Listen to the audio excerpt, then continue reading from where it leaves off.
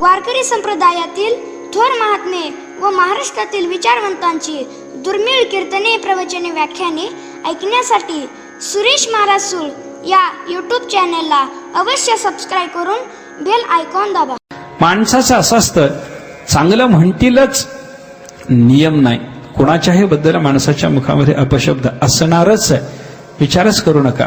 आपण कसेही वागाल तरी लोक तुम्हाला नावं ठेवणारच आहेत. तुकाराम महाराजांनी त्या अभंगामध्ये फार छान वर्णन केलेलं आहे. तुमची कशीही अवस्था असली तरी लोक तुम्हाला नावं ठेवणार. तुम्ही एखाद्याच्या भेटीला जर गेला नाही, कधीच भेटीला कोणाच्या जात नसाल तर लोक म्हणतात, हा भेटीसी नवजाता म्हणती हा मातला. भेटीला जर गेलो नाही आपण, लोक म्हणतात उन्मत्त झाला म्हणतात. कोणाला भेटायला जात सुद्धा नाही असं त्याच्याबद्दल लोकांचं बोलणं सुरू होतं.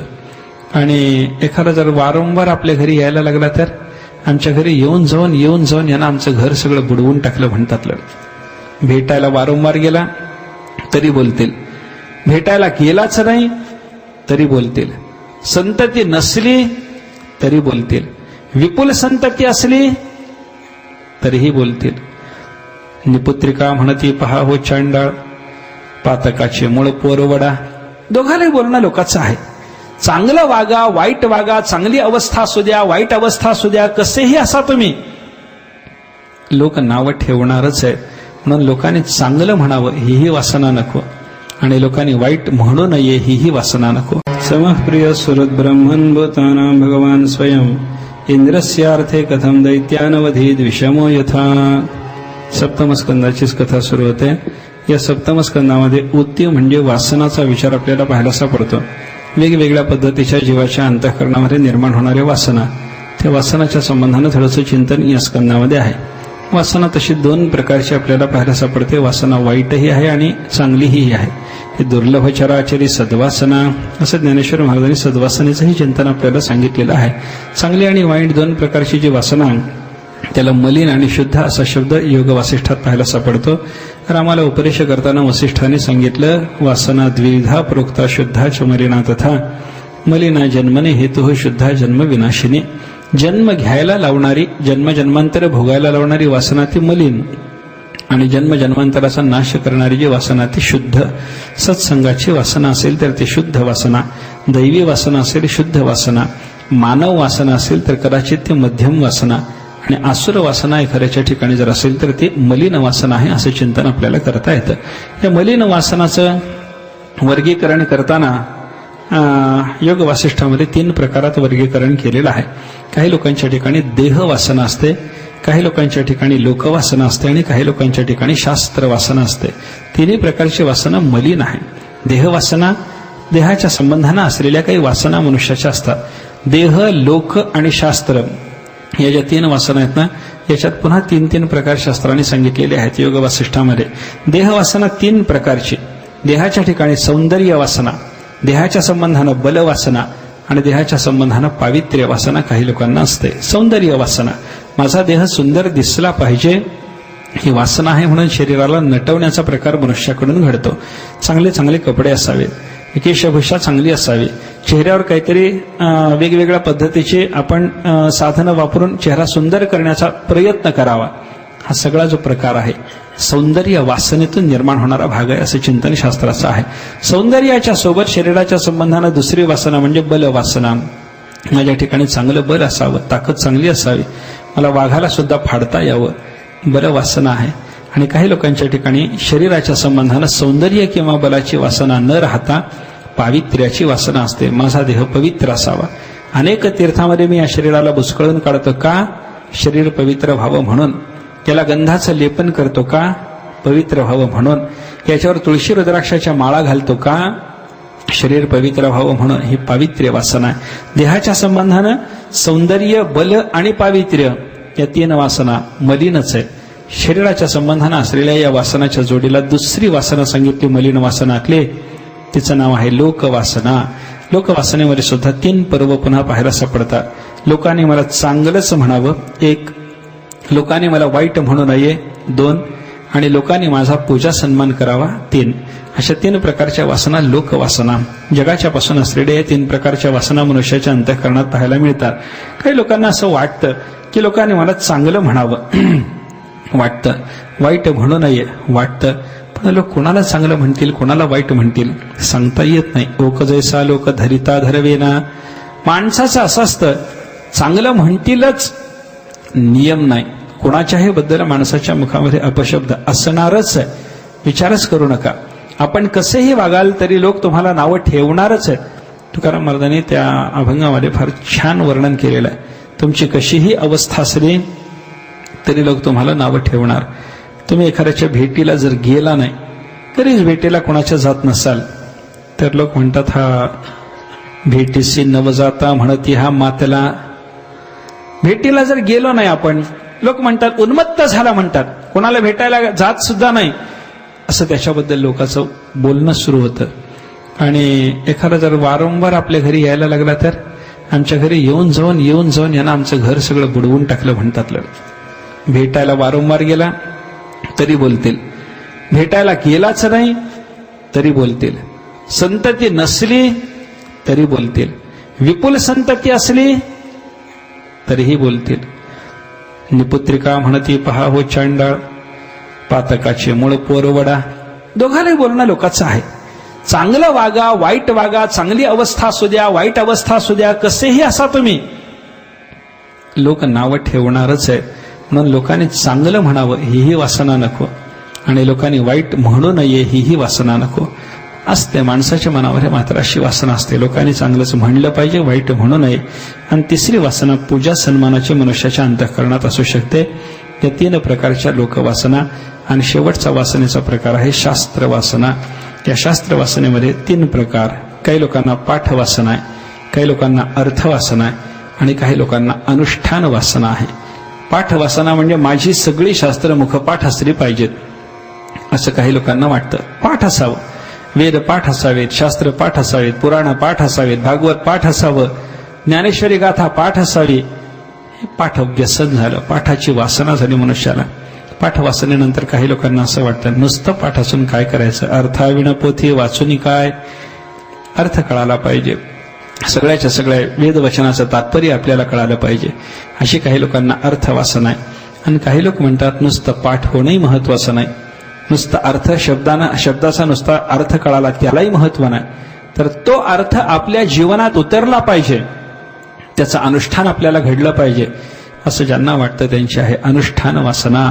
या देह लोक आणि शास्त्र वासना यांच्यात असलेले सगळेच्या सगळे अवांतर भेद, सगळ्याच्या सगळ्या वासना मलिन वासना आणि त्या जन्मजन्मांतर भोगायला लावणाऱ्या वासना आहेत असं वसिष्ठाने सांगितलं.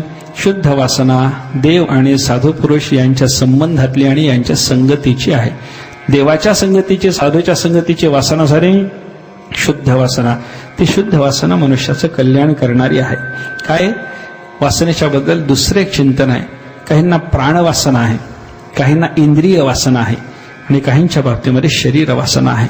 शरीर वासना जायची असेल निष्काम कर्म करा, इंद्रिय वासना जायची असेल योगाभ्यास करा, आणि प्राणवासना जायची असेल तर त्याच्याकरता तपश्चर्या करा, असा शास्त्राचा त्या संदर्भामध्ये उपदेश आपल्याला पाहायला सापडतो. सप्तम स्कंदाचा विचार करत असताना इथं वासनाचं चिंतन आहे. वासनाचं चिंतन म्हणजे प्रल्हादाचं मुख्यतः चरित्र या स्कंदामध्ये आलेलं आहे, आणि युधिष्ठिराचा नारदाचा संवाद प्राधान्यानं या स्कंदामध्ये आलेला आहे. युधिष्ठिर नारदाच्या संवादाच्या निमित्तानं इथं युधिष्ठिरही उपस्थित आहे, इथं प्रल्हादही उपस्थित आहेत, आणि इथं हिरण्यकश्यपूही उपस्थित आहे.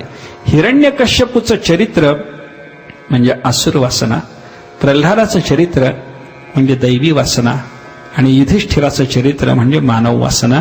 असं मानव वासना, आसुर वासना आणि दैवी वासना या 3 वासनाचं चित्र आपल्यासमोर उभं करण्याकरता म्हणून हा स्कंद आलेला आहे.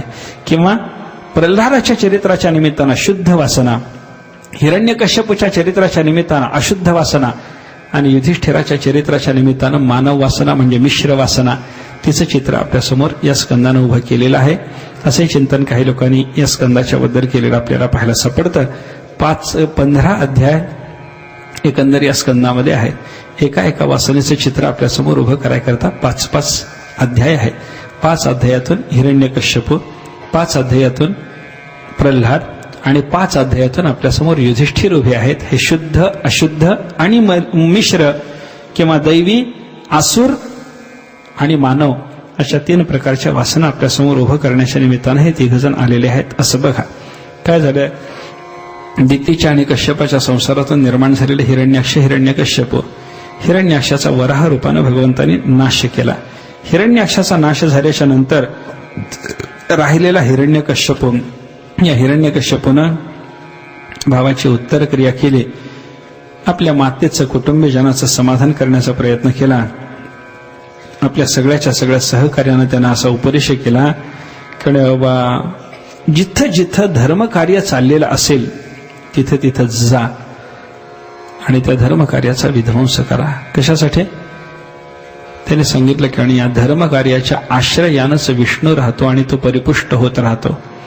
जिथं जिथं धर्मकार्य चालतं तिथला तिथला विध्वंस केला म्हणजे तदाश्रय असलेल्या त्या विष्णूला काही हानी भोगावी लागेल, त्याचं बळ कमी होईल आणि मग अशा पद्धतीनं आपला वैरी जो विष्णू त्याचा नाश करणं आपल्याला शक्य होईल. तुम्ही जा, हे काम करा, असं आपल्या सहकार्यांना त्यानं सांगितलं. विशेष सामर्थ्य संपादन करण्याच्या निमित्तानं तपश्चर्या करायचं त्यानं ठरवलं. विंध्य पर्वतावर गेला, तपस्येला प्रारंभ केला, दिव्य तप केलं. ब्रह्मदेव प्रसन्न झाले आणि प्रसन्न झालेल्या ब्रह्मदेवाने याला सांगितलं काय मागायचं असेल ते माग. यानं सांगितलं मला अमर करा. ब्रह्मदेव म्हणायला लागले मीच अमर नाही, मी तुला कसला अमर करतो, मलाही मरावं लागतं. मग काय करता? तू मागशील ते दुसरं वरदान देतो. यानं सांगितलं. ब्रह्मदेवा म्हणे मला मरण यायचंच असेल तर असं या, असं द्या. कसं? तुम्ही निर्माण केलेल्या कोणत्याही भूतापासून मला मरण नको.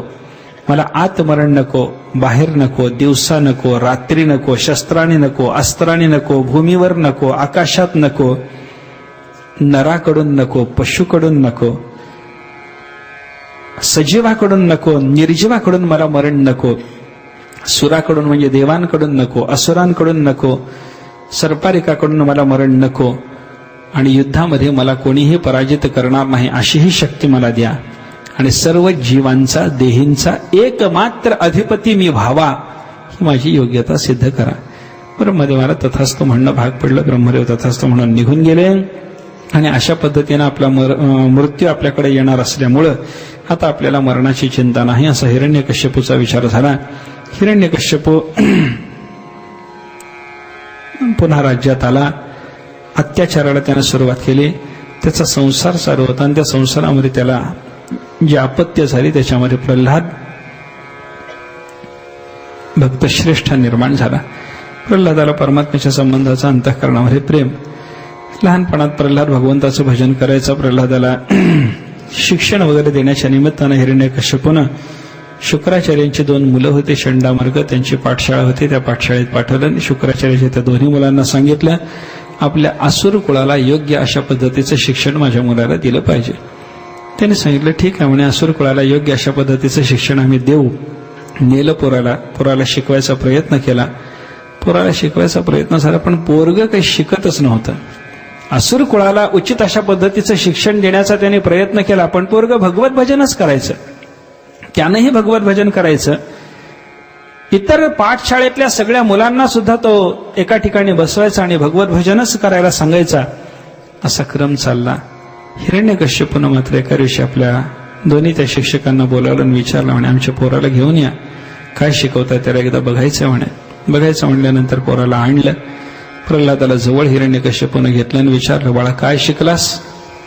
काय शिकलास म्हणल्याबरोबर प्रल्हादानं सांगितलं श्रवणम कीर्तनम विष्णोः स्मरणम पादसेवनम अर्चनम वंदनम दास्यम सख्यम आत्मनिवेदनम. नवविधा भक्ती शिकलो म्हणे बाबा. परमात्म्याचं चिंतन करावं, देवाची भक्ती करावी हे शिकलो. हे शिकलो म्हणल्याबरोबर प्रल्हादाला खाली ठेवलं आणि हिरण्यकश्यपूनं या 2 शिक्षकाकडे पाहून विचारलं हे शिकवलं? ते म्हणायला लागले असुर कुळाला उचित शिक्षण देणं आम्ही करतो, आम्ही हे शिकवलं नाही. तुमचं पोरग कुठून हे शिकून आलं आम्हाला ठाऊक नाही पण त्याने शाळा बिघडवली आहे म्हण. सगळ्याच्या सगळ्या विद्यार्थ्यांना पोरग हे नामस्मरणच करायला सांगतं, हे कुलांगार आहे अशी भावना हिरण्यकश्यपूच्या अंतःकरणात झाली. हिरण्यकश्यपूनं त्या पोराला मारण्याच्या निमित्तानं वेगळ्या वेगळ्या प्रकारची उपाययोजना केली. अनेक उपाय झाले.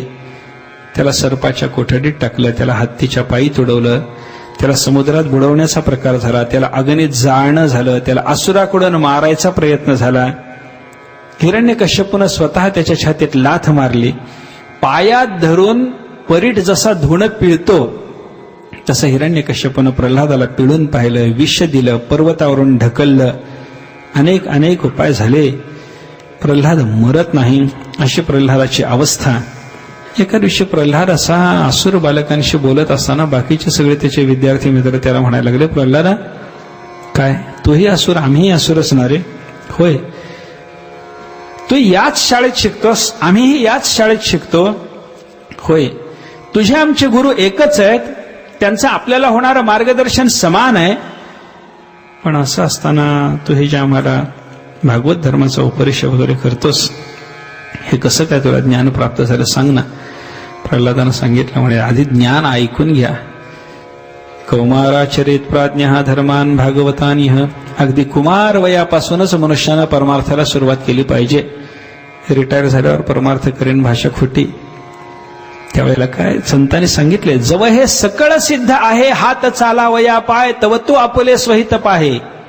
हात पाय वगैरे सगळी करण सामग्री जोपर्यंत सिद्ध आहे तोपर्यंतच हिताचा विचार करता येतो आणि साधना करता येते.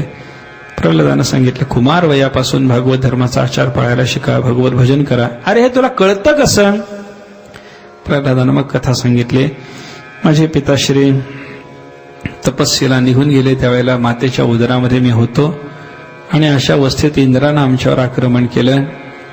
इंद्राने आमचे बरीचशी नासधूस केली आणि इंद्र माझ्या मातेला घेऊन निघाला. कारण माझ्या आईच्या उदरामध्ये माझा गर्भ होता आणि हिरण्यकश्यपूचा हा गर्भ याला नष्ट करून टाकावं असा इंद्राचा विचार. आणि त्या निमित्तानं इंद्रानं माझ्या आईला पळवायचं ठरवलं आणि तो घेऊन चालला. रस्त्यात जाता जाता नारद भेटले. नारदाने विचारलं, इंद्र कुठं निघाला? स्वर्गात. कुठून आला? हिरण्यकश्यपूकडून. सोबत कोण आहे? हिरण्यकश्यपूची भार्या. काय घेतली बरोबर? परस्त्रीला घेऊन जातोस? इंद्राला असं विचारल्याबरोबर इंद्राने नारदापुढे घाबरून सांगितलं, म्हणे महाराज मी दुर्वासनेनं हिला नेत नाही. हिरण्यकश्यपूचा गर्भ हिच्या उदरात वाढतोय, तो आमचा देवांचा शत्रू आहे, त्याचा नाश करण्याच्या निमित्तानं याला नेतो. तो तुझा वैरी नाही म्हणे. मग अरे तो भगवत भक्त निष्पन्न होणार आहे.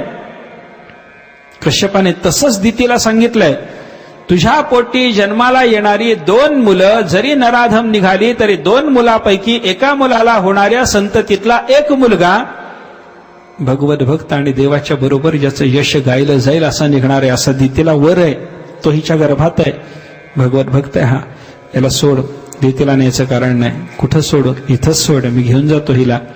असं म्हणून नारदाने माझ्या मातेची सुटका केली. इंद्राने माझ्या मातेला सोडलं. त्यावेळेला मी मातेच्या गर्भात होतो. आईला माझ्या आईच्या उदरामध्ये भगवत भक्त वाढतोय हे कळाल्यामुळे इंद्रानं नमस्कार केला, प्रदक्षिणा केली आणि इंद्र निघून गेला. नारदाने माझ्या मातेला आपल्या आश्रमात नेलं. तिला भक्तीचा ज्ञानाचा उपदेश केला. तो सगळा गर्भात राहून मी ऐकला आणि मला तो आजही स्मरतो आहे. माझी माता मात्र स्त्री सुलभ स्वभावानं आणि दीर्घकाल गेल्यामुळे सगळं विसरून गेले म्हणे. तिला स्मरण नाही, मला स्मरण आहे. मी हे सगळं लक्षात ठेवू शकलो असं प्रल्हादाने सांगितलं. प्रल्हाद सगळ्याच्या सगळ्या दैत्य बालकांना समजावून सांगायला लागला, परमात्म्याला संतुष्ट करायचं जर असेल तर त्याच्याकरता ब्राह्मण होणं, देव होणं, ऋषी होणं, चांगलं आचरण पाळणं, खूप ज्ञान संपादन करणं कशाची गरज नाही. परमात्म्याला संतुष्ट करायचं असेल तर प्रियते अमलया भक्त्या हरिरन्यद विडंबनम. निर्मल भक्तीनंच परमात्मा संतुष्ट होतो, तेवढीच आपल्या अंतःकरणात असली पाहिजे. प्रल्हाद हे सगळ्या बालकांना समजावून सांगतो. बऱ्याच दिवसांनी हिरण्यकश्यपूनं पुन्हा बोलावलं आणि विचारलं, म्हणे बाळा काय अभ्यास चालू आहे? चालू आहे. काय शिकतोस? पुन्हा प्रल्हादाने सांगितलं, श्रवणम कीर्तनम विष्णू स्मरणम पादसेवनम. भगवत भक्तीच. होय. अरे तुझ्या नाशाकरता आम्ही एवढे उपाय केले, मेला नाहीस? मेलो नाही. का मेला नाहीस? काय उपाय केले तुम्ही? उपाय सांगा. म्हणजे मग त्या उपायाने मी का मेलो नाही मला सांगता येईल. तुम्ही केलेल्या उपायाचं मला ज्ञान नाही. मी मरावं याच्यासाठी तुम्ही काय केलं ठाऊक नाही. अरे सर्पाच्या कोठडीत तुला टाकलं, हत्तीच्या पायी तुडवलं, अग्नीत जाळलं, पाण्यात बुडवलं, दैत्यांकडून तुला मारण्याचा प्रयत्न झाला, तो मेला नाहीस?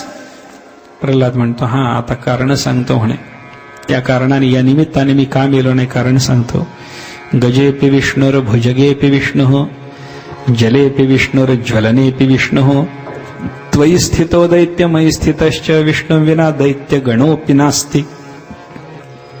प्रल्हाद बोलला, पाण्यात बुडवलं, पाण्यात विष्णूच आहे. आगीत जाळलं, अग्नीच्या रूपाने विष्णूच आहे. हत्तीच्या पायी तुडवायचा तुम्ही मला प्रयत्न केला, पण त्या हत्तीच्या रूपात माझा विष्णूच आहे. अरे ज्याची मी उपासना करतो तो कोणत्याही रूपाने आला तरी मला नष्ट करील का?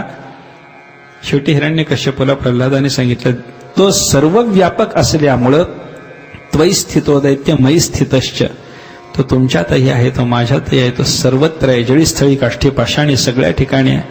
हिरण्यकश्यपूला राग आला आणि रागाच्या भरात त्यानं विचारलं, सगळीकडे? हो सगळीकडे. सर्वत्र राहून तसं रक्षण करतो? सर्वत्र राहून रक्षण करतो.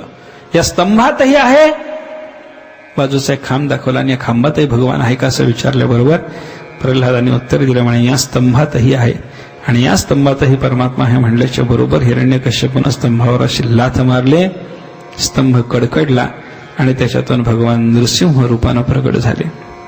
हा केसर शिवडी घालून या स्तंभ फोडी. परमात्मा प्रगट झाले, भगवान प्रगट झाले. त्याचं वर्णन करताना भागवतात सांगितले, सत्यम विधातुम निजभृत्य भाषितम व्याप्तींच भूतेषु अखिलेषु चात्मनः अदृश्यतात्यद्भुत रूपमुद्वहन स्तंभे सभायाम न मृगम न मानुषम. त्या स्तंभातून भगवंताने प्रगट केलेलं ते रूप कसं होतं? पशुचंही नाही, माणसाचंही नाही. अशा रूपानं स्तंभातून परमात्मा प्रगट झाले. कशा करता? सत्यम विधातुम निजभृत्य भाषितम, आपल्या भक्ताची भाषा खरी करण्याकरता. भक्ताची भाषा खरी करण्याकरता प्रल्हादाची भाषा या खांबात आहे, ही भाषा खरी करण्याकरता स्तंभातून प्रगट झाले. आणि ब्रह्मदेवाची भाषा तुला पशुकडून किंवा माणसाकडूनही मरण येणार नाही, त्याच्याकरता नरसिंह रूपात प्रगट झाले. भक्ताची भाषा खरी करण्याकरता परमात्मा प्रगट झाले. सर्व भूतात आपली व्याप्ती आहे हे दाखवण्याकरता स्तंभातून प्रगट झाले. आणि हिरण्यकश्यपूला दिलेली सगळी वरदानं सांभाळून त्याला मारायचं असल्यामुळे नरसिंह रूपात प्रगट झाले. प्रगट झालेल्या भगवंताचं हिरण्यकश्यपूचं थोडंसं युद्ध झालं आणि त्या युद्धानंतर भगवंताने हिरण्यकश्यपूला उचललं. सिंहासह हे उंबरठ्यावर परमात्मा जाऊन बसले. मांडीवर हिरण्यकश्यपूला घेतलं आणि मांडीवर घेतलेल्या त्या हिरण्यकश्यपूचं पोट भगवंताने फाडून आपल्या नखाने त्याच्या पोटाचं विदारण करून परमात्म्याने त्याला मारलं. अशा पद्धतीनं त्या हिरण्यकश्यपूचा नाश भगवंतानी केला. त्याला असं मारायचं कारण काय होतं? त्याला वरदान अशीच होती सगळी. त्याला सांगितलं होतं देवाने, ब्रह्मदेवाने, की तुला सजीवाकडून मरण नाही, निर्जीवाकडून मरण नाही. ते वरदान सांभाळायकरता नखाने फाडलं होतं. नख म्हणजे सजीवही नाही, निर्जीवही नाही. वाढत राहतं म्हणून सजीव आहे आणि तोडून टाकलं तरी दुःख होत नाही म्हणून निर्जीव आहे. नखाला सजीवही म्हणता येत नाही, निर्जीवही म्हणता येत नाही. नख म्हणजे शस्त्र नाही, अस्त्र नाही. मारणारे नृसिंह पशु नाहीत, मनुष्य नाहीत. त्याला संध्याकाळच्या वेळेला मारलं. म्हणजे दिवसा मरण नको होतं, रात्री मरण नको होतं. तिने सांज म्हणजे दिवसही नाही आणि रात्री नाही. त्याला घरात मरण नको, बाहेर मरण नको म्हणून उंबरठ्यावर मारलं. त्याला भूमीवर मरण नको, आकाशात मरण नको म्हणून मांडीवर घेऊन फाडलं. सगळीच्या सगळी वरदानं सांभाळून भगवंतांनी त्या हिरण्यकश्यपूला फाडलं. हिरण्यकश्यपूचा नाश झाला.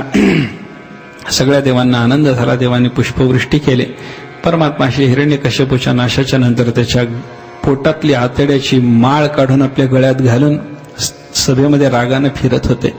सगळ्या देवांनी येऊन दुरून दर्शन घेतलं, नमस्कार केला, स्तुती केली आणि बाजूला व्हायला लागले. जवळ जाऊन देवाला शांत करायची छाती कोणाची नाही. क्रोधाचा आवेश जो निर्माण झालेला तो शांत होत नव्हता. शेवटी ब्रह्मदेवाने विचार केला, देवाला शांत कसं करायचं.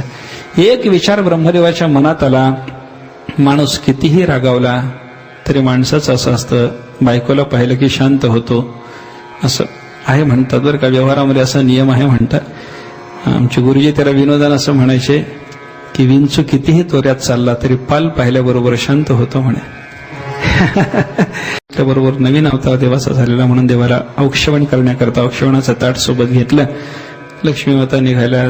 ब्रह्मदेव पुढं पुढं, लक्ष्मी माता मागं मागं. हिरण्यकश्यपूच्या त्या सभेच्या दारापर्यंत आल्याबरोबर ब्रह्मदेव मागं झाले आणि लक्ष्मी मातेला म्हणायला लागले, पुढं व्हा. का? इथून पुढं आम्हाला जाता येत नाही. का? देव फार रागावलेत. ठीक आहे म्हणे. लक्ष्मी माता पुढे झाले आणि विचारायला लागले, कुठे आहेत भगवान? ब्रह्मदेवाने सांगितलं ते म्हणे समोर दिसतात तेच. लक्ष्मीनं सांगितलं हे आमचे नाहीतच म्हणले. नवऱ्यालाच ओळखायला तयार नाही. कारण लक्ष्मीच्या परिचयाचं आजपर्यंतचं रूप कोणतं? वर्णन त्याचं ध्यानच आहे. शांताकारम भुजगशयनम पद्मनाभम सुरेशम. अतिशय शांत असलेली मुद्रा लक्ष्मीच्या परिचयाची. हे नृसिंह रूपातलं उग्र दर्शन लक्ष्मीला भावलं नाही. लक्ष्मी माता बाजूला झाली. मी जाणार नाही, मी शांत करू शकत नाही असं लक्ष्मीनं सांगितलं. ब्रह्मदेवाने विचार केला, ज्या प्रल्हादाकरता परमात्म्याने हे उग्र रूप धारण केले त्या प्रल्हादाला जाऊन सांगितलं पाहिजे तू जा म्हणून. प्रल्हादाला विचारलं, बाळा जातोच देवाला शांत करायला? प्रल्हाद म्हणाला, ठीक आहे मी जातो म्हणे, मला काही भय नाही देवाचं. प्रल्हाद आला, देवाच्या चरणाला त्यानं साष्टांग दंडवत घातला आणि पायाला काय लागलं म्हणून पाय करता देव खाली वाकले. प्रल्हादाला पाहिल्याबरोबर शांत झाले. प्रल्हादाला उचललं, परमात्मा सिंहासनावर जाऊन बसले. प्रल्हादाला जवळ घेतलं, मांडीवर घेऊन त्याचं मुख परमात्मा कुरवाळायला लागले. प्रल्हादाने भगवंताचं स्तवन केलं. विस्तारानं केलेल्या त्या स्तवनामध्ये प्रल्हादाने भगवंताला सांगितलं, देवा म्हणे आम्हाला तुमच्या चरणाची अखंड भक्ती याच्याशिवाय दुसरं काही नको आहे म्हणे. मला तुम्ही दास्ययोग सांगा. यस्मात् प्रिय प्रियवियोग सयोग जन्म शोकाग्निना सकलयो निषुदैह्य मानः दुःखौषधम तदपि दुःख मतधियाहम भूमन भ्रमामि वदमे तव दास्य योगम. तेव्हा जगामध्ये अनेक पद्धतीनं जीवाला दुःख होतं. ते दुःख घालवण्याकरता म्हणून मनुष्य जे जे साधन करतो ते सुद्धा पुन्हा दुःख देणारच ठरतं. असं होत आल्यामुळं आजपर्यंत अनेक जन्मजन्मांतरामध्ये मी दुःख भोगत आलो. आता देवा या दुःखातून मुक्त होण्याकरता मला तुमचा दास्य योग द्या, मला तुमची सेवा द्या, मला तुमची भक्ती द्या वगैरे वगैरे. प्रल्हादाने भगवंताचे स्तवन केलं. भगवंताचं स्तवन झाल्याच्या नंतर प्रल्हादाने स्तवन केलेलं भगवंताने सगळं शांत चित्तानं ऐकून घेतलं. प्रल्हादाचं मुख वारंवार कुरवाळलं. प्रल्हादाला परमात्मा बोलायला लागले, प्रल्हादा काय काही अपेक्षा असेल तर मागून घे म्हणे. प्रल्हाद भद्रभद्रंते प्रीतोहंते सुरोत्तम. मी तुझ्यावर प्रसन्न आहे, तुझं कल्याण असो. काय मागायचं असेल ते प्रल्हादा माग. प्रल्हाद हसला देवाला म्हणायला लागला, देवा मला मागायचं नाही. कारण भक्त निष्काम असतो. कामना रहित अशी जर भक्ती असेल तर तीच खरी, तरच ती खरी. कामना नाही देवा माझ्या अंतःकरणात, मला काही मागायचं नाही. नाही प्रल्हादा माग. प्रल्हाद विचार करतो, मी याला मागायचं नाही म्हणतो तरी हा मला माग म्हणायला लागलाय. याचं तोंड बंद केलं पाहिजे. म्हणून प्रल्हादाने देवाला सांगितलं, देवा भक्ताच्या अंतःकरणातली कामना माग म्हणून वाढवणं, त्याला दुःख सागरात लोटणं तुम्हाला शोभतं? कामना निर्माण करताय म्हणजे मला तुम्ही अंतःकरणात वासना निर्माण करून दुःखात लोटण्याचा प्रयत्न करताय. नाही देवा हे शोभत नाही. नाही प्रल्हादा माग रे. आता काय करावं? प्रल्हाद म्हणाला, देवा हे तुमची भक्ती करणं, भक्तीच्या बदल्यात तुमच्याजवळ मागणं, देणं घेणं झालं म्हणलं आहे. आणि लेनदेन करणारा व्यापारी असतो. मला व्यापारी ठरायचं नाही, भक्त ठरायचं. मागायला सांगू नका. देवाने सांगितलं, नाही रे प्रल्हादा माग काहीतरी. अरे एवढी कारणं सांगतो मी, याला नको नको म्हणतो तरी हा मला माग म्हणतो. शेवटी प्रल्हादाने विचार केला, एवढ्या निमित्ताचा प्रस्ताव याच्यासमोर ठेवून मला काही घ्यायचं नाही असं सांगूनही हा ज्या अर्थी मला माग म्हणतो त्या अर्थी माझ्याच मनात कुठेतरी एखादी मागण्याची सुप्त इच्छा शिल्लक असली पाहिजे. त्याच्याशिवाय हा माग म्हणणार नाही एवढा मला निकरानं. प्रल्हादानं देवाला सांगितलं, म्हणे देवा द्यायचंय? हो. मागेन ते रे देईन. वाटेल ते मागू? माग. मी मागितलेलंच देणार. होय तो मागशील तेच देतो. एवढं सगळं बांधून घेणं झाल्यावर प्रल्हादाने भगवंताला सांगितलं, कामानां हृदय संरोहम भवतस्तु वृणेवरम. देवा एक द्या म्हणे. काय? याच्या पुढं माझ्या अंतःकरणात मागायची इच्छाच होऊ नये हेच दान द्या. काय द्यावं भगवंताने? परमात्म्याला सुद्धा चकवण्याची क्षमता भक्तामध्ये जी असते ती अशी.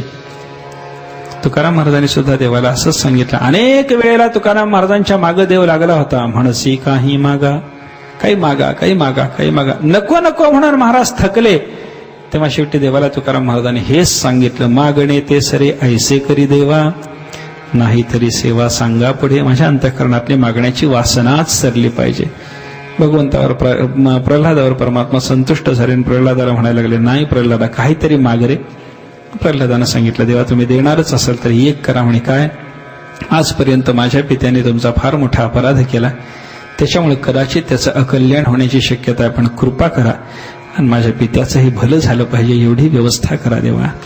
प्रल्हादाचं हे म्हणणं देवाने ऐकलं. देवाने त्याला सांगितलं, प्रल्हादा अरे एकट्या तुझ्या बापाचं कल्याण मागायची तुला गरजच नाही. त्रिसप्तभिः पिता पूतः पितृभिः सहतेन घ यत् साधोस्य कुले जातो भवान वै कुलपावनः. तुझ्यासारखा कुलपावन मुलगा ज्याच्या पोटी जन्माला येतो त्याच्या एकट्याचा नाही बाबा, त्याच्या 21 पिढ्याचा उद्धार होतो. त्याच्यामुळे हिरण्यकश्यपूचाच एकट्याचा उद्धार मागायची तुला गरज नाही असं भगवंताने प्रल्हादाला सांगितलं. प्रल्हादाचं हे दिव्य चरित्र नारद युधिष्ठिराला सांगतात. प्रल्हादाने पुढे मग भगवंताने त्याला राज्यावर बसवल्याच्या नंतर राज्यव्यवस्था वगैरे उत्तम पाहिली वगैरे वगैरे.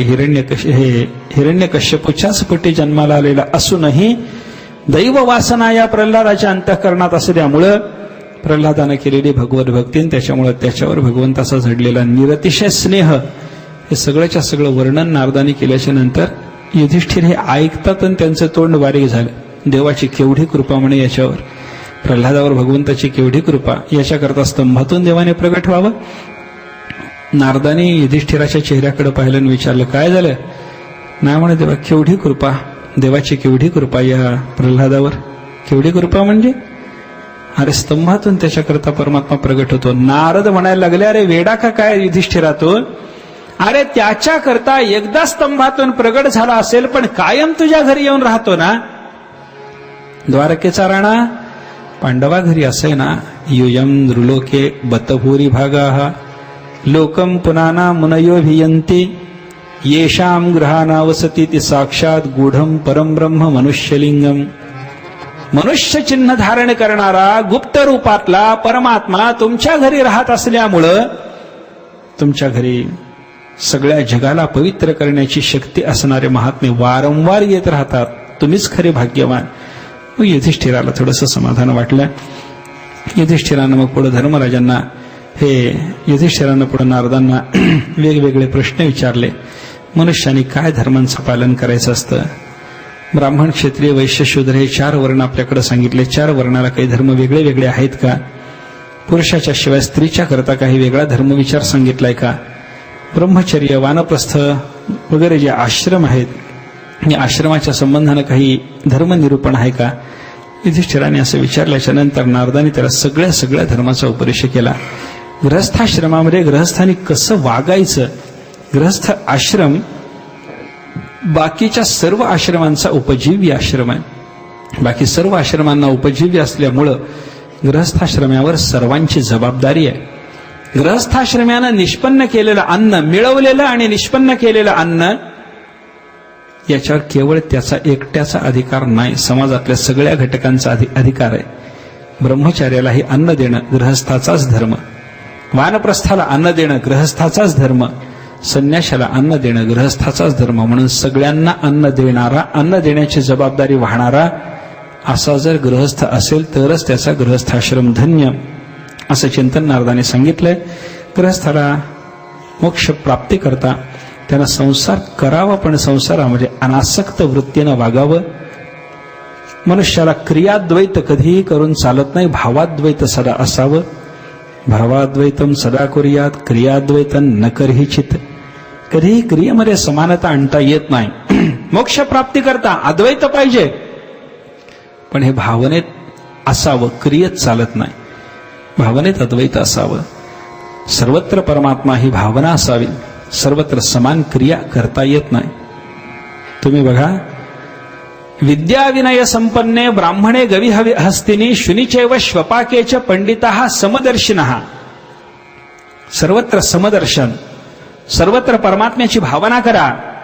एक विद्याविनय संपन्न ब्राह्मण आहे, एक गाय आहे, एक हत्ती आहे, एक कुत्रा आहे, एक चांडाल आहे.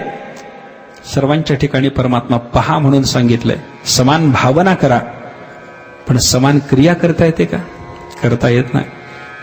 वैभवानं मिरवायचं असेल तर हत्तीवर बसून फिरता येतं. कुत्र्यावर बसून फिरतो मी वैभवानं मिरवतो म्हणलं तर चालत नाही. समान क्रिया नाही.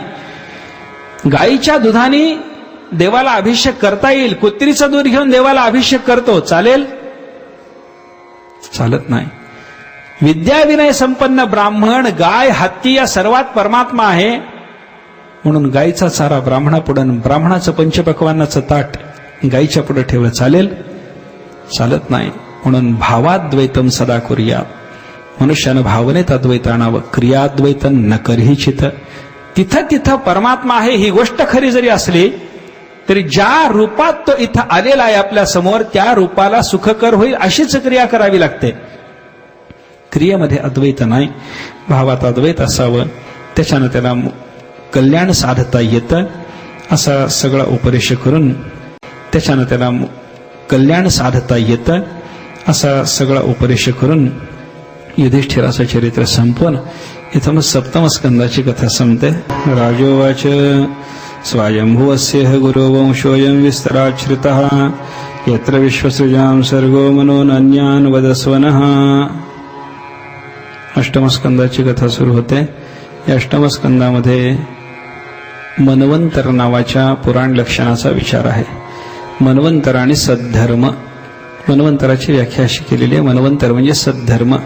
मन्वंतर म्हणजे एक विशिष्ट काल आहे.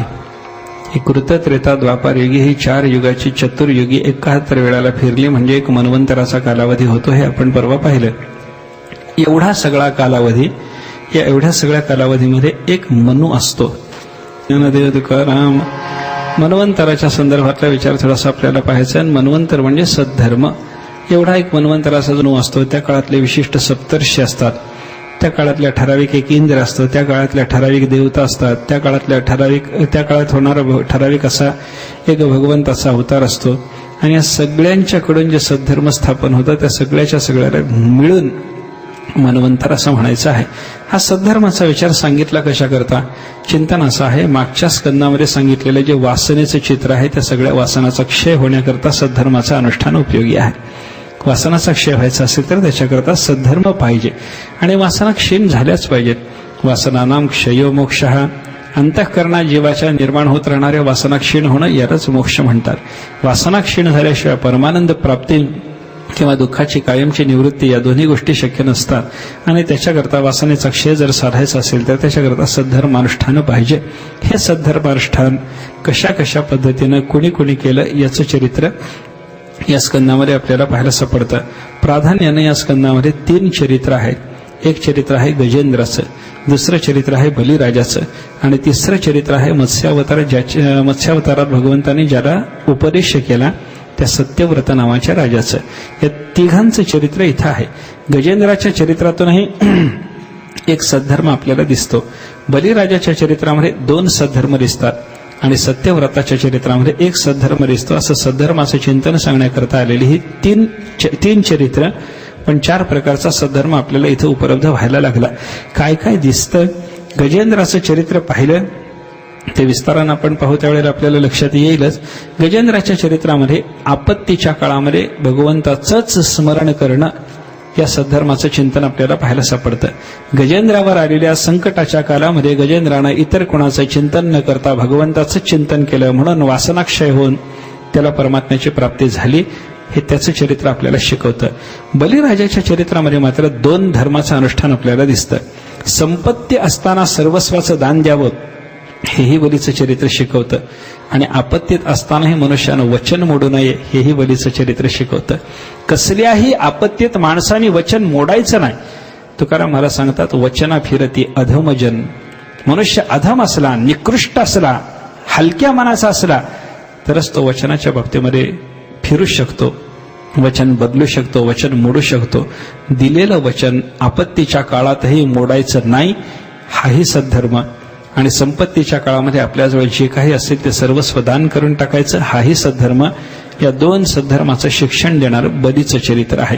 आणि सत्यव्रताचं चरित्र जर आपण पाहिलं तर तो सत्यव्रत राजा सर्व अवस्थेमध्ये परमात्मा शरण आहे म्हणून सर्व अवस्थात परमात्मा शरण असणं या सद्धर्माचं चिंतन करण्याकरता सत्यव्रताचं चरित्र आहे.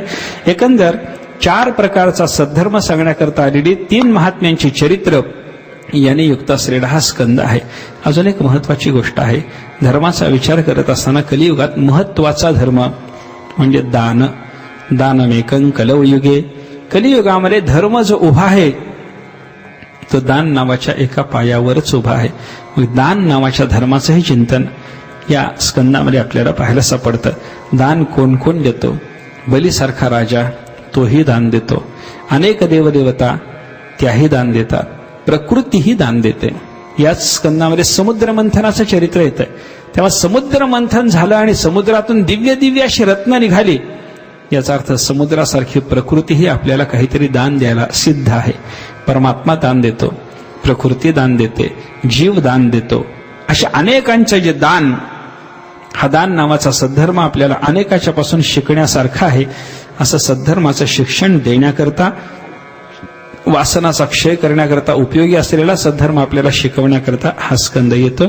सुरुवातीला वेगवेगळ्या मनवंतरांचं वर्णन आहे. स्वयंभू मनवंतर, स्वारचिष मनवंतर, उत्तम मनो, तामस मनो यांचे काल सांगितले.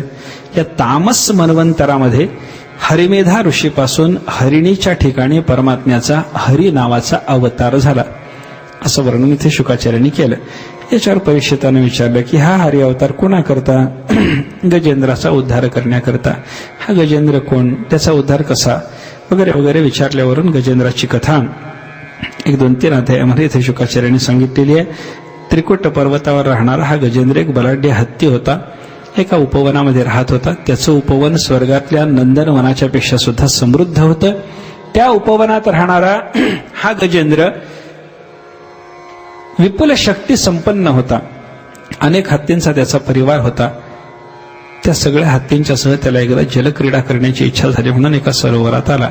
त्या सरोवरात आल्यानंतर त्यानं बराच वेळपर्यंत तिथं हत्तींसह जलक्रीडा केली आणि सर्वांची जलक्रीडा झाल्याच्या नंतर सगळे हत्ती बाहेर पडताना, सगळे बाहेर पडल्यावर आपण बाहेर पडावं असा विचार करून सगळे हत्ती तीरावर लागल्यावर हा गजेंद्र डोलत डोलत डोलत हळूहळू आनंदानं त्या सरोवरातून बाहेर येत असताना एका मगरीनं त्याचा पाय पकडला.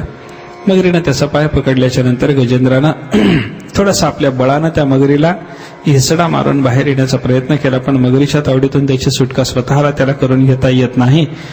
असं जेव्हा त्याच्या लक्षात आलं तेव्हा त्यानं बाकीच्या सगळ्या आपल्या तीरावर गेलेल्या हत्तींना हाक मारायला सुरुवात केली. कोणी याच्या मदतीला धावून आला नाही. हत्तींना हाक मारली, हत्तीणींना हाक मारली. 2-4 हत्ती आले असते ते मगरीच्या अंगावर नाचले असते तरी मगरीच्या तावडीतून गजेंद्राची सुटका होणं शक्य होतं. पण प्रत्येक जण हाच विचार करायला लागला, आपण तिथं गेलो मगरीला सोडून, गजेंद्राला सोडून त्या मगरीनं आपल्याला धरलं तर काय करायचं? असाच विचार प्रत्येकाच्या मनात आला. कोणीही त्याला मगरीच्या तावडीतून सोडवायकरता गेलं नाही.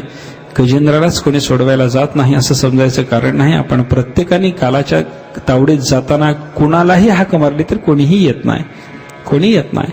नको नको मना गुंतू माया जाळी, काळ आला जवळी ग्रासावया, काळाची हे उडी पडेल बा जेव्हा, सोडविना तेव्हा मायबाप, सोडविना राजा देशीचा चौधरी, आणि सोयरी भली भली, तुका म्हणे तुझं सोडविना कोणी, एका चक्र पाणी वाचून या. कालाच्या हातात जात असताना कोणी धावून येत नाही. गजेंद्राने सर्वांना हाका मारल्या, कोणी येत नाही. सगळे हत्ती हळूहळू तिथून दीनवदन करून निघून गेले. आपला स्वामी, आपला सखा, आपला प्राणदाता हे सगळं जरी खरं असलं तरी तो आता कालग्रस्त व्हायला लागला. याचं दुःख थोडंसं झालं. सगळे हत्ती परिवारातले निघून गेल्यानंतर गजेंद्रानं एकट्याने अंगच्या बळानं त्या मगरी बरोबर युद्ध केलं, झुंज देत राहिला. 1000 वर्षपर्यंत तो युद्ध करत राहिला असं वर्णन आहे. तुकाराम महाराजांनी सांगितलं ना, गजेंद्र तो हस्ती सहस्त्र वर्षे जळा माझे नखरे पिढीला. झुंज दिली मगरी बरोबर. झुंज देता देता पुढं गजेंद्राचं बल क्षीण झालं. गजेंद्राच्या अंगात बल राहिलं नाही, कारण गजेंद्राचं पाणी हे स्थान नाही, मगरीचं पाणी हे स्वतःचं स्थान असल्यामुळे मगरीचं बळ वाढत होतं, गजेंद्राचं बळ क्षीण होत होतं. शेवटी गजेंद्रानं विचार केला, आपण आपल्या बळानं सुटू शकत नाही, दुसरा कोणी आपल्याला सोडवायला येत नाही. अनंत कोटी ब्रह्मांड नायकाच्या शिवाय आता आपल्याला सोडवणारा दुसरा कोणी नाही, असा विचार त्याच्या मनामध्ये आला. त्यानं भगवंताचं स्मरण केलं. गजेंद्रानं भगवंताचा धावा केला. धावा केल्याबरोबर परमात्मा त्या गजेंद्राकडे धावत निघाले. किती वेगात निघाले याचं वर्णन संतांनी केलेलं आहे. हा कहे लक्ष्मी, ती कहे गजराज. लक्ष्मी जवळून भगवान गजेंद्राची हाक ऐकल्याबरोबर निघाले. तेव्हा लक्ष्मीनं विचारलं, देवा कुठं निघाला? देवाला हत्तीकडे असं सांगायचं होतं, पण ते ह अक्षर उच्चारताना देव लक्ष्मी जवळ, ती अक्षराचा उच्चार होताना परमात्मा गजेंद्राजवळ आले होते. इतक्या वेगात परमात्मा आले. गजेंद्रासी नकरे धरिता जळात, तुला आठविता स्वये त्वाम पळात, तया रक्षिले सन मनाच्या पलंगा, मला रक्ष रक्ष प्रभू पांडुरंगा, असं एक मोरोपंतांनी केलेलं वर्णन आहे. क्षणात भगवान आले आणि आकाशात गरुडावर बसून आलेले परमात्मा दिसल्याबरोबर या गजेंद्रानं परमात्म्याला समर्पण करण्याकरता सरोवरातलं एक कमळ सोंडेनं तोडलं, वरच्या दिशेनं असं देवाला समर्पण करण्याकरता धरलं आणि तो मोठ्यानं ओरडायला लागला. सोंतसर सिरुवलेन गृहीत आर्तः दृष्ट्वा गरुत्मती हरिम ख उपात्त चक्रम. सरोवरात त्यानं पाहिलं भगवान येत आहेत, आकाशात परमात्मा आहेत, जवळ आलेत. असं पाहिल्याबरोबर उत्क्षिप्य सांबुजकरम गिरमाह कृच्छरात, आपल्या सोंडेनं कमळ तोडलं, वरच्या दिशेनं धरलं आणि अतिशय कष्टानं तो बोलला, नारायण अखिल गुरु भगवन नमस्ते. हे नारायणा, हे अखिल गुरु, हे परमात्मन, तुम्हाला माझा नमस्कार असो, मला या संकटातून सोडवा. गजेंद्रानं अशी प्रार्थना केल्याबरोबर परमात्मा आले, चक्र सोडलं देवाने, मगरीचा नाश केला आणि गजेंद्राला त्या मगरीच्या तावडीतून सोडवलं. गजेंद्राला भगवंताने सोडवलं. गजेंद्रानं परमात्म्याचं स्तवन केलं होतं म्हणून सोडवलं. असं म्हणल्यावर काही लोकांनी शुकाचार्यांना विचारलं, म्हणा महाराज असं कसं, हा गजेंद्र हत्ती ना, होय, त्याला परमात्म्याचं स्तवन कसं स्फुरलं. मग त्याचं मागचं चरित्र, गजेंद्राचं मागचं चरित्र असं होतं. अगस्त्य ऋषी एकदा या इंद्रद्युम्न नावाच्या राजाकडे आले. गजेंद्र हा इंद्रद्युम्न राजा आहे मागचा. त्या इंद्रद्युम्न राजाकडे अगस्त्य आले, पण इंद्रद्युम्न देवाच्या पूजेला बसला होता, त्याच्यामुळे त्यानं अगस्त्यांचा सन्मान केला नाही. त्याच्यानं अगस्त्य रागावले आणि म्हणले, तू पशु होशील. त्याच्यामुळे त्याला गजेंद्र योनीला, हत्तीच्या योनीला प्राप्त व्हावं लागलं होतं. आणि त्याला मग एक मगर कोण होता याचा विचार सांगत असताना असं सांगितलंय, एक हुहू नावाचा गंधर्व, तो असा देवलांच्या शापामुळे, देवल ऋषीच्या शापानं मगर योनीला प्राप्त झालेला होता आणि त्यालाही भगवंताच्या स्पर्शानं तुझा उद्धार होईल असं उशापामध्ये देवलाने सांगितलेलं होतं. या निमित्तानं गजेंद्र आणि मगर हे एका ठिकाणी आले. भगवंताने सुदर्शन चक्राने त्यांची मुक्तता केली. गजेंद्र भगवंताचा पार्षद झाला आणि मगरीच्या रूपात असलेला तो हुहू गंधर्व आपल्या रूपाला प्राप्त होऊन तिथून निघून गेला. असं एक गजेंद्राचं चरित्र. आपत्तीत असताना परमात्म्याचं स्मरण करण्यानं वासनाक्षय होऊन परमात्मा भेटतो, हे सांगण्याकरता आपल्याला शुकाचार्यांनी सांगितलं. पुढे रैवत मनवंतर, चाक्षुष मनवंतर अशी मनवंतराची वेगळ्या वेगळ्या मनवंतरातली कथा सांगितलेली आहे.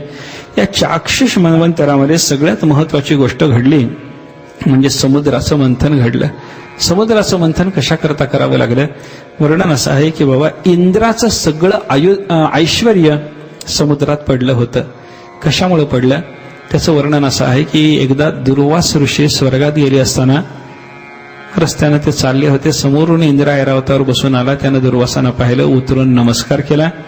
दुर्वास ऋषीने प्रसाद म्हणून त्यांच्या गळ्यात त्या दिवशी कोणीतरी एक फुलाची माळ घातली होती, ती काढून इंद्राच्या गळ्यात घातली. इंद्राने ती प्रसाद म्हणून ठेवून घेतली. थोडंसं बोलणं चालणं झालं. नंतर दोघे जण आपल्या आपल्या मार्गाने निघाले. दुर्वास पुढे निघाले, इंद्र एका दिशेनं निघाला.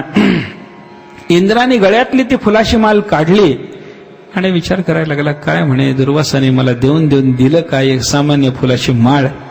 तुच्छ भावनेनं प्रसादाचा भाव विसरला, माळेविषयी तुच्छ वस्तू हा भाव निर्माण झाला. त्यानं ती माळ काढून ऐरावताच्या गंडस्थळावर ठेवली. ऐरावतानं ती माळ सोंडेनं उचलली, पायाखाली तुडवली आणि ऐरावत ती तुडवत असताना दुर्वासाने मागं वळून पाहिलं आणि त्याने इंद्राला शाप दिला, माझ्या प्रसाराची पायमल्ली करतोस, तुझं ऐश्वर्य असंच तुडवलं जाईल. सगळं ऐश्वर्य इंद्राचं समुद्रात पडलेलं ते परत प्राप्त करून घेण्याकरता क्षीरसागराचं मंथन करायचं ठरलं. क्षीरसागराचं मंथन चाक्षुष मनवंतरामध्ये हा मंथनाचा विचार ठरल्याच्या नंतर परमात्म्याने सगळ्या देवांना सांगितलं म्हणे समुद्राचं मंथन करायचंय. मग समुद्राचं मंथन करण्याकरता तुम्हाला एकट्याला ते सामर्थ्य असणार नाही, म्हणून तुम्ही दैत्यांशी संधी करा. दैत्याशी संधी करून समुद्र मंथनाकरता त्यांना तयार करा. आपण सगळे मिळून समुद्र मंथन करू असं त्यांना सांगा. मग देवाने दैत्याशी संधी केली आणि संधी केल्याच्या नंतर दैत्याने सांगितलं आपण मिळून समुद्र मंथन करून निघालेल्या वस्तू विभागून घेऊ. समुद्र मंथन ठरलं. देवदैत्याचा संधी झाला. त्याच्यानंतर समुद्र मंथनाकरता म्हणून काय काय करायचं, मंथन करायचंय तर मग त्याच्याकरता रवी पाहिजे, रवीला बांधायला दोरी पाहिजे. वस्तू आणायच्या कुठल्या, देवाने सांगितलं साधं मंथन नाही, क्षीरसागराचं मंथन असल्यामुळं मंदराचल पर्वत इथं रवी म्हणून आणून टाकावा लागेल, वासुकी नागाची दोरी करून ती त्याला बांधावी लागेल आणि मग होणाऱ्या मंथनातून रत्न निष्पत्ती होण्याची शक्यता, असं देवाने सांगितल्यावर सगळे देव गेले. मंदराचल पर्वत उचलला. तो आणायचा प्रयत्न चालू असताना तो अनेकांच्या अंगावर पडायला लागला. त्याच्यात देव मरायला लागले, दैत्य मरायला लागले. परमात्म्याने तो मंदराचल पर्वत स्वतःच्या हातात उचलला. सगळ्या देवांच्याकडे अमृत दृष्टीनं पाहिलं, सगळ्यांना जिवंत केलं. मंदराचल पर्वत आणून समुद्रात टाकला. त्याला वासुकी नागाचा दोर बांधला. मंथनाला प्रारंभ करायचा, पण तो मंदर पर्वत आपल्या ओझ्यानं समुद्रामध्ये बुडायलाच लागला. रवी अशी मंथन करताना बुडून चालत नाही पा. दह्याचं मंथन करताना तुम्ही विचारा, भांड्याच्या तळाला जर रवी लागली तर मंथन होईल का? होत नाही. ते आता मिक्सरनेच मंथन होत असल्यामुळं ते काही राहिलंच नाही, ते कळतच नाही आता. पण तुम्हाला सगळ्याला कळतंय हे मला कळालंय. कारण मंथना करता अशी रवी अधांतरी असली पाहिजे थोडी त्या द्रव्यामध्ये. मग ते मंदर पर्वत आधार जर नाही राहिला तर क्षीरसागराचं मंथन होणार नाही. म्हणून परमात्म्याने कूर्म रूप धारण केलं, कूर्मावतार घेतला. मंदर पर्वताच्या खाली परमात्मा गेले, आपल्या पाठीवर मंदर पर्वत घेतला आणि मग देवदैत्याने समुद्र मंथन सुरू केलं. मंथन सुरू झालं, त्याच्यातून पहिल्यांदा हलाहल विष निघालं. प्रयत्न चालला होता अमृत काढाय करता, निघाला हलाहल विष. कशी गंमत आहे. हलाहल विष निघाल्याच्या नंतर सगळे देव दैत्य घाबरले. भगवान शंकराची शरणागती सगळ्यांनी स्वीकारली. देवाला सांगितलं की देवा या विषापासून आमचं रक्षण करा. भगवंतांनी ते विष घ्यायचं ठरवलं. पार्वती जवळ बसली होती, तिला काही वाईट वाटू नये म्हणून भगवंतांनी समजावून सांगितलं, आसाम प्राणपरीप्सूनाम विधेयम अभयम हिमे एतावान हे प्रभो हो अर्थहाय दीन परिपालनम. परमात्म्याने सांगितलं म्हणे, हे पा, शरण आलेल्या दीनाला रक्षण देणं हे समर्थाचं काम आहे. मी समर्थ म्हणून हे लोक मला शरण आलेत, या विषापासून यांचं रक्षण करणं माझं कर्तव्य म्हणून मी हे विष घेणार आहे. मला विषाची बाधा होणार नाही, मी अजर अमर आहे, काळजी करू नको. हे परमात्म्याने शंकराने पार्वतीला सांगितलं आणि मग ते विष प्राशन केलं. हलाहल विष भगवंताने जे प्राशन केलं ते देवदैत्यांचं रक्षण करण्याच्या निमित्तानं. पण एका ठिकाणी विनोदाने असं सांगितलं की भगवान शंकर सुद्धा संसाराला कंटाळून त्यांनी विष घेऊन टाकलं म्हणे. कसं घेतलं ते संसाराचं त्यांच्या विरुद्ध चित्र त्या कवीनं रेखाटलंय. अत्तुम वांछति वाहनम गणपते राखुम क्षुधार्थ फणी तंचक्रौंचपते शिखीच गिरिजा सिंहो पिनागाननम गौरी जन्मसुतामसूयति कलानाथं कपाला नलहा निर्विण्णस्य पपौ कुटुंब कलहात ईशोप्यहालाहलम. वर्णन असं केलं. भगवान शंकराचा सगळा परिवार बघा. स्वतः शंकर, त्यांची भार्या पार्वती, कार्तिक स्वामी, त्यांचा दुसरा मुलगा गणपती, त्या गणपतीचं तोंड हत्तीचं, पार्वतीचं वाहन सिंह, भगवान शंकराच्या गळ्यात साप, कार्तिक स्वामीचं वाहन मोर. किती या सगळ्याचं प्रेम असेल हा. अत्तुम वांछति वाहनम गणपते हे आखुम क्षुधार्थ फणी. भगवान शंकराचा वास स्मशानात असल्यामुळं शंकराच्या गळ्यातल्या सापाला बऱ्याच दिवसापासून खायला काही मिळालं नव्हतं आणि शंकराचा सगळा परिवार एकत्रित जमा झाल्याच्या नंतर गणपतीचं वाहन असलेल्या उंदराकडे त्या सापानं पाहिलं की तो तिकडे धावायला लागला त्याला खायला. आणि साप असा धावत उंदराच्याकडे निघाल्याबरोबर कार्तिक स्वामीचं वाहन मोर आहे, तो त्या सापाला खायला धावायला लागला. तंचक्रौंचपते शिखीच गिरिजा सिंहोपी नागाननम. पार्वतीचं वाहन असलेल्या सिंहानं एकदा गणपतीच्या मस्तकाकडे पाहिलं. ते हत्तीचं पाहिल्याबरोबर त्याला तिकडे ते फाडावं वाटायला लागलं. गौरी जन्मसुताम असूयती. अर्धांगावर असलेल्या पार्वतीनं भगवंताच्या जटाजुटाकडे पाहिलं तर तिथं गंगा बसलेली पाहिली. हिची तळपायाची आग मस्तकाला गेली. ती देवाला बोलायला लागली, काय देवा, माझ्या मागून आली, काना मागून आली, तिखट झाली, डोक्यावर जाऊन बसली. योग्य काय? कलानाथं कपाला नलहा. भगवान शंकराच्या तृतीय नेत्रामध्ये असलेला अग्नी आणि भगवान शंकराने मस्तकावर धारण केलेला चंद्र विरुद्ध स्वभाव. एकाचा दाहक स्वभाव, एकाचा शीतलता देण्याचा स्वभाव. आणि या सगळ्यांनी एकमेकाचा चालवलेला विरोध पाहिला. भगवान शंकर कंटाळले आणि नकोच हा संसार, एकदा मुक्त व्हावं म्हणून त्यांनी विष घेतलं म्हणे. हा उद्देश नाही शंकराच्या विषप्राशनाचा. विनोदानं चिंतन आहे, विनोदही आहे आणि संसाराची भयानकता सांगण्याचा उद्देशही आहे. तो भाग वेगळा. पण मुख्य हेतू शंकर